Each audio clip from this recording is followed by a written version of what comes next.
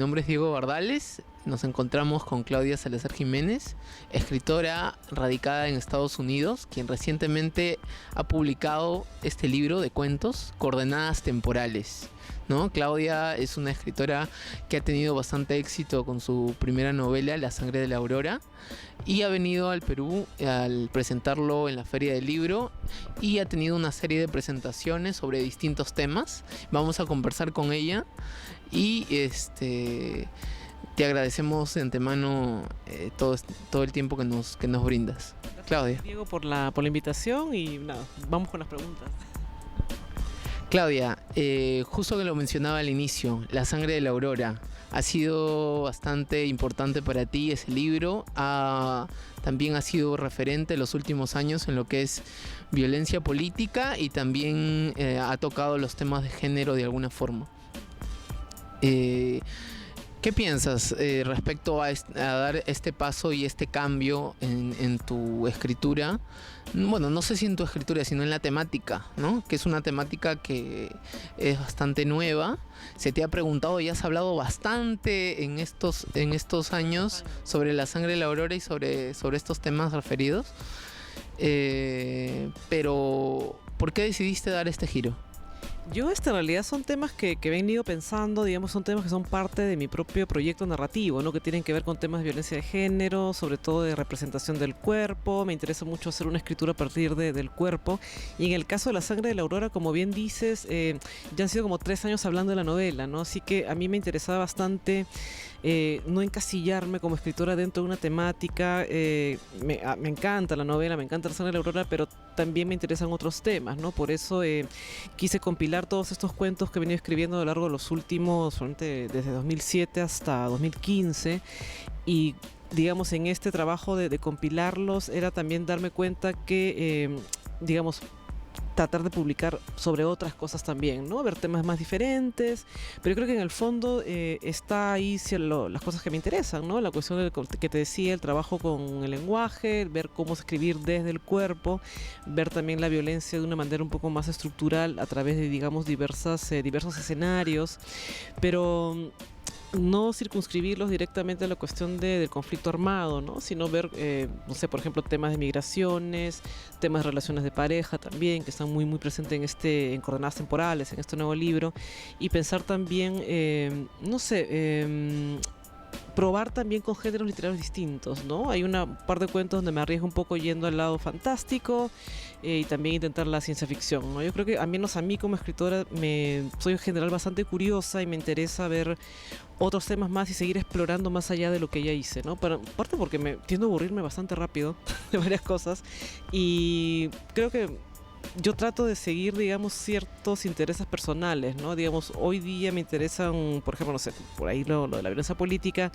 Más adelante no sé qué me va a interesar, pero yo creo que es importante para cada escritor poder mantener, digamos, ese interés vivo por la escritura, ¿no? Y este libro no es propiamente un libro unitario, porque en el sentido de que has publicado cuentos ya en antologías, ¿no? Los has recogido y los has unido para este libro. Al respecto, ¿qué limitaciones y a la vez qué aportes sientes que ha tenido esta especie de trabajo suelto, ¿no? Sí. A mí en un principio yo tenía antes la idea de que, dije, nunca voy a escribir por un tema impuesto, ¿no? Pero hay ciertas propuestas antológicas que a mí particularmente me interesaron, ¿no? Estoy pensando, por ejemplo, en la de el cuento Carta a Salvador, que es una antología sobre Kafka, una especie de homenaje a Kafka. Un tema que me interesó, acepté la propuesta. Pienso en el cuento, que es el cuento El Grito, que salió publicado en la antología El Fin de la Batalla, ¿no? Que era nos convocaron a varias escritoras para escribir sobre temas post-conflicto, ¿no? Digamos que son temas que me interesan y desde ahí es que yo acepto, digamos, las invitaciones a antologías en principio, y siempre en la medida de lo posible prefiero que sean, te proponen el tema, pero digamos que el tratamiento sea lo más abierto posible. Yo sí trato de mantener y un poco exigir ese marco de libertad para mi escritura, pero para mí es una especie, yo lo veo como propuestas más que como imposiciones, ¿verdad?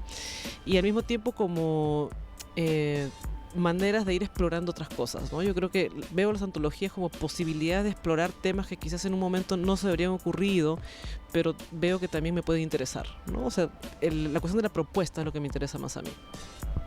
¿Y cuál sería el hilo conductor de este libro? Porque al ser tan distintos y tan variados los cuentos, imagino que debe haber un criterio para agruparlos. En un principio, como que uno, como te digo, son cuentos hechos de temáticas distintas, para antologías diversas, pero una vez que los leímos todos juntos, yo creo que al menos lo que yo fui notando, el asunto de la violencia, ya no solamente referida al tema del conflicto, sino verla, digamos, cómo la violencia está en muchos casos subyaciendo determinados tipos de relaciones, ¿no? Y creo que lo de la violencia está como atravesando todos los cuentos, no de una manera tan explícita, pero sí de una manera un poco más, como subterránea a todo lo que se está moviendo, ¿no? Y sí persiste también, creo yo, la mirada, que hay una mirada de género de todas maneras, como que está siempre ahí, y eso, lo de la cuestión de la escritura desde el cuerpo, ¿no? Me interesa ver de una manera un poco más, como más localizada, qué efectos produce esta violencia en los cuerpos, ¿no? Creo que por ahí, digamos, ese es un hilo conductor, ¿no? Quizá el cuento donde se vea la violencia de una forma más velada es La pollería, ¿no? Que habla de un sicario, ¿no? Así es. Hay un sicario, bueno, lo importante del cuento es el tratamiento, no es tan importante que ir a revelar la historia, ¿no? Pero periodística, ¿no? Hay varios de estos cuentos que nacieron en base a noticias de periódico y me llamaron la atención y como que me interesaba ver justamente no solo el hecho que se contaba, sino ver qué se movía detrás, ¿no? En el caso, por ejemplo, de La pollería, está en YouTube, puede ver ese video, ¿no? Que entran dos tipos a una pollería a balear a un par de padres de familia que estaban comiendo su pollo a la brasa, ¿no? Y a mí me interesaba un poco tratar de meterme en la mente del asesino, ¿no? Lo cual en tipo de relatos policiales es como un poco riesgoso porque ¿qué puede pensar este tipo de persona para hacer algo así, ¿no? Y me interesaba un poco pensar, entrar ese tipo de perspectiva, ¿no? Que es un poco, digamos, la mirada como más quizás como la mirada que podemos sentir más distante, ¿no? Yo creo que para escribir, al menos me interesa a mí, no escribir, digamos, de mi experiencia, sino de escribir de experiencias que para mí puedan ser lo más distantes posibles, ¿no? Yo creo que el trabajo de imaginación y de ficción puede ganar mucho de esa perspectiva. Otro cuento es Pantalla en Blanco, que es un cuento donde llevas a un escritor que no puede escribir, que se ve imposibilitado por A o B motivos en producir, al borde de la desesperación y al borde del conflicto, ¿no? ¿Alguna vez te has sentido así? ¿Alguna vez me he sentido? Sí, creo que sí, no al borde del conflicto, no me desespero tanto, ¿no? Yo tiendo a ser un poquito más paciente conmigo misma, eso lo aprendí un poco con el tiempo, ¿verdad? Yo creo que hay que tratar de ser uno mismo como escritor también, tratar de ser más cuidadoso con uno mismo, ¿no? Porque a veces no puedes presionarte tanto y yo creo que la escritura, si bien sí requiere un trabajo constante, hay cosas que no puedes forzar. También, ¿no? Yo creo que hay que tratar de lograr ese equilibrio entre el trabajo constante y tratar de ser más receptivo a tus propios ritmos también, ¿no? Sobre la composición del libro quisiera regresar. ¿Descartaste algunos cuentos para este libro? ¿Tenías otros aparte de los aquí publicados? Sí, hay un par que salieron un poco por una cuestión editorial, ¿no? Conversamos, había un par que salieron y agregué algunos que no han sido publicados previamente, o sea, hay un par de inéditos también, pero digamos que no es la totalidad de libros, de cuentos que he publicado hasta ahora, ¿no? Pero estoy bastante contenta con la selección final, sí. Aquellas olas, y entiendo que este cuento, que es el primero de la colección, iba a ser en un principio, tenías la idea de que iba a ser el título del libro. ¿Qué ocurrió? ¿Por qué ese cambio? Culpa de Leo. No, pensé en principio, porque es uno de los cuentos que más me gusta. En principio me gusta mucho el ritmo, me gustó mucho escribirlo, además. Me gustó mucho el resultado, me gusta mucho cómo ha quedado. Pasa que en el fondo es una especie de homenaje a las olas de Virginia Woolf, de ahí viene un poco el título y el ritmo mismo del cuento. Pero en principio pensé que es algo muy común, ¿no? Esto de que uno de los cuentos le dé el título a todo el libro en la totalidad. Y por eso dije, no, o sea, pensar algo que también unifique a todos los relatos. Y pensaba justamente en esta cuestión de lo cartográfico, digamos, pero no la cartografía como un escenario tan espacial, sino pensarlo como como un cruce, digamos, del tiempo, de la experiencia con el lugar de la experiencia, ¿no? De ahí el nombre del libro en sí, ¿no? Coordenadas temporales, y quería justamente que sea un nombre que saliera, que estuviera, digamos, fuera de todos los cuentos, pero que al mismo tiempo los englobara, ¿no? De ahí salió un poco la idea del título. Encuentro en aquellas olas una suerte de reminiscencia a la escritura que empleas en La sangre de la aurora, tu primera novela. Y no sé, bueno, tú me corregirás si es una suerte de añoranza de una cierta fórmula, de ir más o menos a lo seguro. ¿Tú qué piensas? No tanto, porque la escribí ese cuento lo escribí mientras escribía La sangre. O sea, fue, digamos, como al mismo tiempo. Y creo que hay una reminiscencia quizás del ritmo, ¿no? Una manera en que probablemente el cambio de voces en principio está funcionando ahí, pero no sé, añoranza lo podría hacer porque estaba haciendo La sangre en ese momento, ¿no? Era una especie de contrapunto, y para mí más bien fue como salirme de La sangre, ¿no? Digamos, de todo el contexto de violencia tan fuerte, tan potente que está ahí en La sangre. En aquellas olas me interesaba ver un poco más, pensar la cuestión de la relación padre-hija, la cuestión de los afectos y sobre todo el cuidado, ¿no? Que es algo que en La sangre no está de esa manera, digamos, tan representada, ¿no? No es tanto, son dos textos que se estaban haciendo al mismo tiempo en realidad.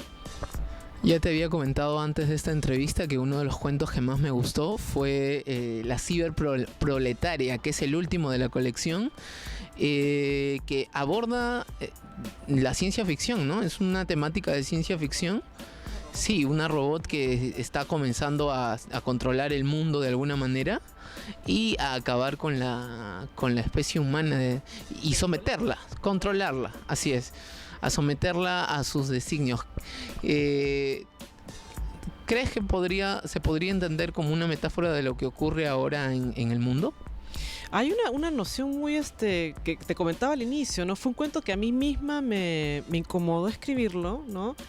Claro, quizás en parte por esta cuestión del control, ¿no? La idea del control de los cuerpos, la idea sobre todo del control de la reproducción, por eso el cuerpo se llama así de proletaria, no proletaria por la cuestión, digamos, que se entiende económico, el sentido de los obreros, no va por ahí, sino proletaria en el sentido de que el proletario en el sentido etimológico es justamente el que provee prole, o sea, el que da hijos, ¿no? De ahí viene un poco la noción de del título, más etimológica que marxista, digamos, no va por ahí la cuestión, pero sí, quizás lo que me incomodó fue un poco eso, la idea de que hubiera, digamos, un control de la natalidad, un control de la reproducción humana, pero sobre todo lo que pasa en este cuento también es que hay un control de la sexualidad, ¿no? Y eso era lo que a mí quizá era por ahí que a mí mismo me incomodaba, porque ese control de población tenía que ver con represión del deseo, ¿no? La represión del deseo humano, la represión del sexo. Yo creo que el control del sexo tiene una relación muy tajante con el poder, ¿no? Quizás por ahí a mí misma ver a un aparato como un aparato central tan duro, tan fuerte en esto, era lo que a mí misma me provocaba rechazo, pero era necesario para este relato, que yo creo que estás muy acertado en lo que tú dices, ¿no? Cierta no sé si tanto un símbolo o una metáfora, quizás más bien de ciertos mecanismos de control que vienen sobre todo por el lado de la religión en estos momentos, me parece, ¿no? Que creo que va un poco por ese lado. Lo dije en la introducción que habías venido para presentar tu libro, pero has tenido una serie de presentaciones además en La Libre, un conversatorio sobre la mujer, sobre la memoria. ¿Qué es lo que te llevas de esta estancia en nuestro país? Me llevo mucho cariño. Sí, está muy me he sentido muy bien acogido, sobre todo por la gente de La Libre de Barranco, que creo que es un espacio bastante importante, sobre todo porque se pueden hacer presentaciones como muy cercanas al público, ¿no? Y ese espacio me parece muy lindo. Y creo que abre sobre todo la posibilidad de que podamos escuchar más a los lectores, saber qué cosas se están moviendo ahí. Yo creo que toda visita a Lima es siempre como un regalo, y además esta visita a Lima fue muy linda también porque pude participar en la marcha Ni una menos, ¿no? Yo creo que fue llegar en un momento muy, muy interesante para el movimiento de mujeres también, ¿no? Más allá, digamos, de trabajo literario, creo que es una visita muy fértil para mí. Sí, sí. ¿Ya estás pensando en lo que vas a escribir próximamente? Pensando siempre, estoy pensando eso. Escribirlo es otra cosa, pero vamos a ver cómo va. Vamos a ver cómo va. Sí, no sé mucho de hablar de proyectos hasta que no estén, digamos, como más cuajados también, ¿no? Bien, Claudia, muchas gracias. No se olviden, amigos de la nave, aquí tienen coordenadas temporales. Cómprenlo y léanlo, está muy bueno.